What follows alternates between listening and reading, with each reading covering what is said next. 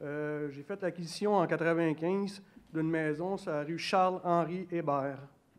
C'est celle qui est près de la Traque, à Iberville. Là, juste avant que l'hiver arrive, il y a quelqu'un qui est arrivé puis il a tout identifié les endroits des entrées d'eau puis tout ça. Puis j'ai posé la question à cette personne-là, qu'est-ce qui arrivait avec la rue Charles-Henri Hébert? On me dit qu'il y avait des devis qui avaient été sortis pour tout retaper la rue au complet. Je voudrais savoir où est-ce que ça en est rendu avec ça. Puis si il faudrait peut-être aviser les gens de la rue Hébert aussi, là, de qu'est-ce qui va arriver avec tout ça. Les infrastructures de la rue Hébert. Charles-Henri Hébert. Okay. Monsieur, je vais vous demander de l'aide de M. Desroches. Je pense qu'on a de l'information pour vous. La façon normale de procéder, le conseiller à l'époque avait piloté le dossier de réfection de la rue. La façon normale de procéder, on fait les relevés, on fait un estimé des coûts et par la suite, les résidents sont convoqués pour avoir les explications. Et il y a un sondage qui est fait, puis dépendant du résultat du sondage, on procède ou non aux travaux.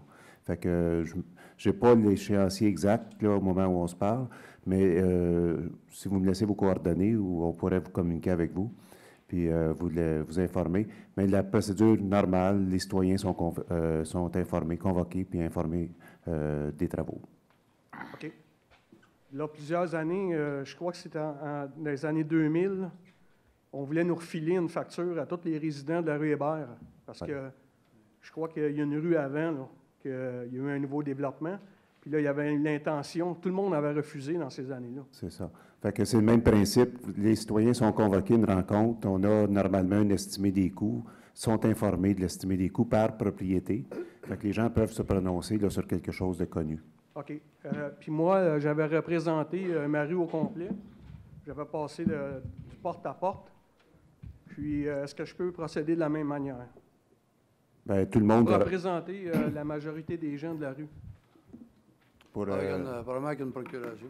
Déjà. Une procuration des citoyens. Les gens ne se déplacent pas parce qu'on les convoque à une rencontre. Les gens peuvent venir. OK. Est-ce que ce serait possible d'avoir la documentation ou les avis ou si vous voulez m'envoyer ça à la maison? Ouais, si vous voulez me laisser votre nom, votre numéro de téléphone, je pourrais communiquer avec vous pour vous informer là, de l'échéancier là, que je n'ai pas avec moi. Là. OK. Le chemin de fer, là, il y a quelqu'un qui a arraché la barrière puis tout ça. Là. Oui. Puis il y a de l'embroglio là, dans ce coin-là. Là. Ils ont mis un paquet de stop. Là. Oui. Puis je sais que ça ne fonctionne pas bien là, du tout. Non. Puis MMA là, vous êtes supposé les surveiller. Là. Oui. Puis moi, j'habite là. Puis ils passent en fou encore. Hein. Fait que je ne sais pas si c'est à vous autres à régler ça. Mais on est en communication avec... Ils ne sont pas supposés de passer aussi rapidement que ça. Là. On est en communication avec Transport Canada. L'information qu'on a eue dernièrement, les travaux devraient se faire quelque part au mois de mars, ce qu'on nous a informé. OK. On va vous laisser mes coordonnées, monsieur. Ça peut vous rassurer, ici, on dirait que j'ai de la difficulté oui. Ce soir.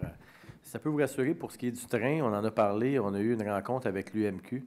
Puis c'est vraiment un problème de municipalité aussi. Les municipalités à travers le Québec veulent se mobiliser aussi pour avoir une pogne un peu sur ces compagnies de transport. On a vu ici que, écoute, même quand la Ville faisait des pressions, on dirait qu'on faisait rire un petit peu de nous, on n'était pas pris au sérieux.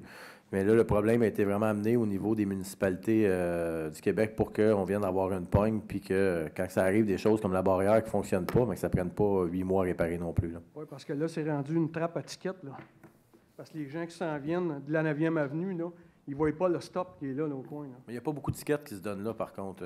Tu sais, les gens, on essaie de tolérer, mais il n'y a pas beaucoup de tickets qui se donnent là. Je m'en vais vous laisser mes coordonnées, puis faites un bon travail, puis essayez de nous représenter le plus possible. Puis moi, je travaille pour la compagnie Tremca à Iberville. On fait des... on fait des tuyaux.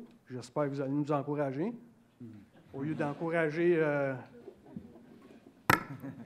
quelqu'un d'autre. Okay.